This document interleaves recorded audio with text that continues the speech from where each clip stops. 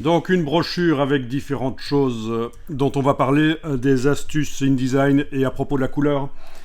Donc je passe en affichage normal pour voir bien les choses. Alors il y a quelque chose qui peut vous frapper déjà maintenant, c'est qu'il y a une grande zone autour des pages. Et ça c'est pratique quand on veut mettre des images, quand on veut faire des montages et puis les amener sur les pages.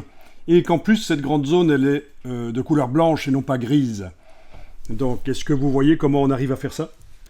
Ça, c'est quelque chose d'assez pratique parce que dès le départ, dans InDesign, dans tous ces documents, il ne met qu'un pouce au-dessus et en dessous comme espace. Et là, on a beaucoup plus qu'un pouce. On a beaucoup plus que 25,4 mm. Donc, je vous montre rapidement comment ça se fait. C'est dans les préférences de InDesign, repères et table de montage.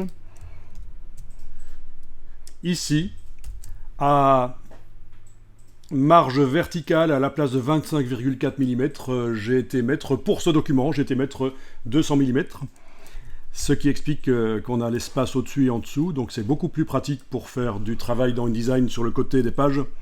Et alors, autre chose, à interface, j'ai été décocher faire correspondre la table de montage au thème de couleur, comme ça, à la place d'avoir du gris autour des pages, j'ai du blanc, et là aussi c'est pratique pour bien voir ce qu'on fait. Donc voilà, première astuce InDesign.